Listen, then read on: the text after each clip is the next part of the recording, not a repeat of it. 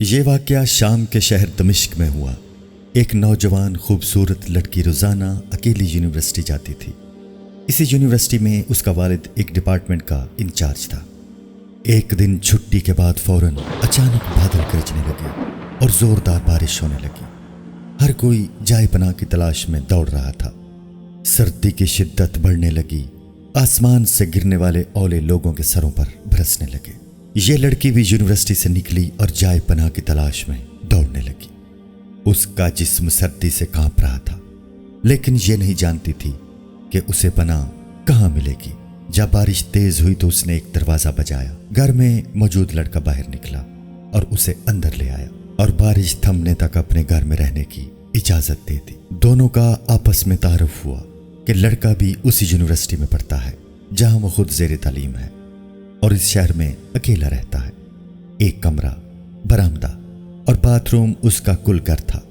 نوجوان نے اسے کمرے میں آرام کرنے کو کہا اور اس کے پاس ہیٹر رکھ دیا اور کہا کہ کمرہ جب گرم ہو جائے گا تو وہ ہیٹر نکال لے گا۔ تھوڑی دیر لڑکی بستر پر بیٹھی کانپتی رہی۔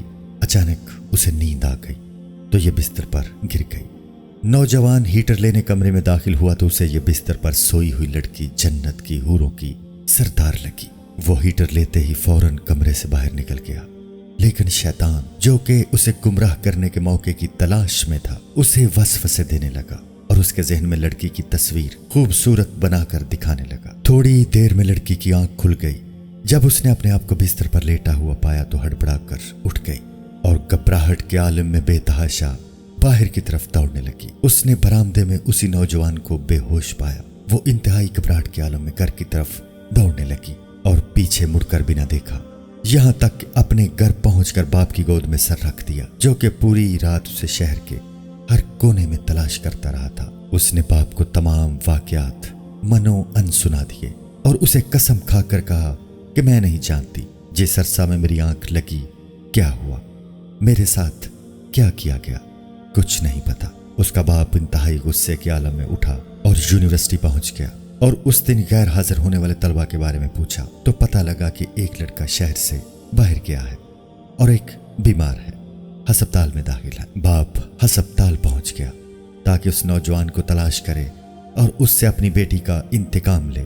ہسپتال میں اس کی تلاش کے بعد جب اس کے کمرے میں پہنچا تو اسے اس حالت میں پایا کہ اس کی دونوں ہاتھوں کی انگلیاں پٹیوں سے بندھی ہوئی تھیں۔ اس نے ڈاکٹر سے اس مریض کے بارے میں پوچھا تو ڈاکٹر نے بتایا جب یہ ہمارے پاس لایا گیا تو اس کے دونوں ہاتھ جلے ہوئے تھے۔ باپ نے نوجوان سے کہا کہ تمہیں اللہ کی قسم ہے، مجھے بتاؤ کہ تمہیں کیا ہوا ہے۔ باپ نے اپنا تعارف نہیں کروایا۔ وہ بولا ایک لڑکی کل رات بارش سے بچتی ہوئی میرے پاس پناہ لینے کے لیے آئی، میں نے اسے اپنے کمرے میں پناہ تو دے دی، لیکن شیطان مجھے اس کے بارے میں پھسلانے لگا تو میں اس کے کمرے میں ہیٹر لینے کے بہانے داخل ہوا۔ وہ سوئی ہوئی لڑکی مجھے جنت کی حور لگی، میں فوراً باہر نکل آیا، لیکن شیطان مجھے مسلسل اس کے بارے میں پھسلاتا رہا اور غلط خیالات میرے ذہن میں آتے رہے۔ تو جب بھی شیطان مجھے برائی پر اکساتا میں اپنی انگلی آگ میں جلاتا تاکہ جہنم کی آگ اور اس کے عذاب کو یاد کروں اور اپنے نفس کو برائیوں سے باز رکھ سکوں، یہاں تک کہ میری ساری انگلیاں جل گئیں اور میں بے ہوش ہو گیا۔ مجھے نہیں پتا کہ میں ہسپتال کیسے پہنچا۔ یہ باتیں سن کر باپ بہت حیران ہوا، بلند آواز سے چلایا، اے لوگو، گواہ رہو میں نے اس پاک سیرت لڑکے سے اپنی بیٹی کا نکاح کر دیا۔ سبحان اللہ، یہ ہے اللہ سے ڈرنے والوں کا ذکر۔ اگر اللہ کا خوف نہ ہوتا تو اس لڑکی کی عزت محفوظ نہ رہ سکتی۔ جو بھی لڑکا یا لڑکی ناجائز تعلقات قائم کرتے ہیں یا غیر شرعی دوستیاں یا محبتیں کرتے ہیں تو وہ اپنے اس برے فعل کو چھپانے کی حتی الامکان کوشش کرتے ہیں۔ وہ چاہتے ہیں کہ والدین ان کے ان کاموں سے بے خبر رہیں، حالانکہ وہ یہ جانتے ہیں کہ اللہ ان کے ہر فعل سے باخبر ہے، پھر بھی ان کے دل میں اللہ کا خوف پیدا نہیں ہوتا۔ ایسا کیوں ہے؟